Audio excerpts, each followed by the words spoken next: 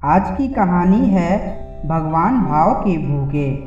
महाभारत का युद्ध रोकने के अंतिम प्रयास हेतु स्वयं भगवान श्री कृष्ण शांति प्रस्ताव लेकर हस्तिनापुर पहुँचे। कुटिल और सातिर शकुनी ने भगवान श्री कृष्ण को भोजन पर आमंत्रित करने की योजना बनाई। दुर्योधन को कहा कि तुम स्वयं उनको निमंत्रण देने जाओ। दुर्योधन स्वयं भोजन का निमंत्रण लेकर गया।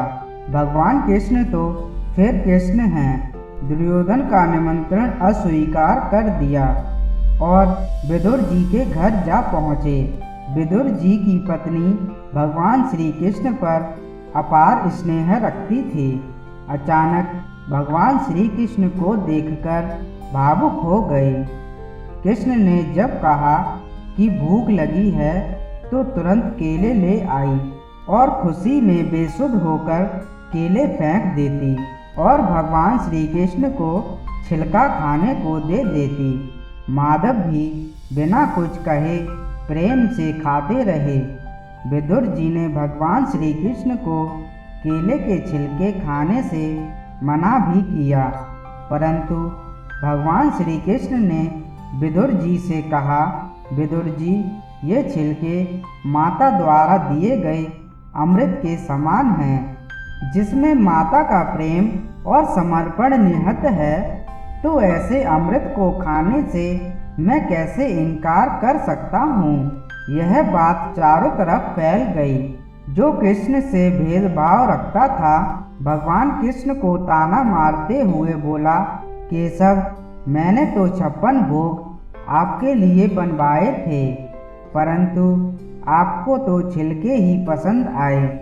माधव ने मुस्कुराते हुए दुर्योधन की तरफ देखकर कहा, दुर्योधन, आज मैं तुम्हें एक गुप्त रहस्य बताने जा रहा हूँ। बड़े ही ध्यान से सुनना।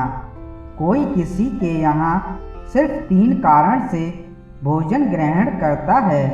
प्रथम तो भाव में, द्वितीय आभार में और तृतीय अंतिम कारण है किसी के प्रभाव में। मेरे प्रति भाव तो तुम्हारे हृदय में निहित है। नहीं, मुझे किसी प्रकार का अभाव है नहीं, और तुम्हारा प्रभाव अभी इतना है नहीं। अब तुम ही मुझे उत्तर दो कि मैं कैसे तुम्हारा निमंत्रण स्वीकार करता। मैं वहीं गया जहाँ मुझे जाना चाहिए था। मैं तो भोजन का नहीं, भाव का भूखा हूँ और हमेशा रहूँगा।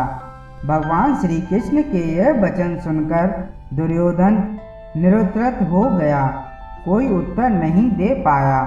दोस्तों, भगवान हमारे द्वारा चढ़ाए गए महंगे और कीमती चढ़ावे के भूखे नहीं हैं, बल्कि वे तो अपने भक्तों के भाव के भूखे हैं। वे तो बस अपने भक्तों के प्रेम और समर्पण को ही देखते हैं, बाकी कुछ भी उनके लिए महत्वपूर्ण नहीं है। धन्यवाद दोस्तों। अगर ये कहानी आपको अच्छी लगी हो तो लाइक कमेंट करें। अगर नए हैं तो चैनल को ज़रूर सब्सक्राइब करें।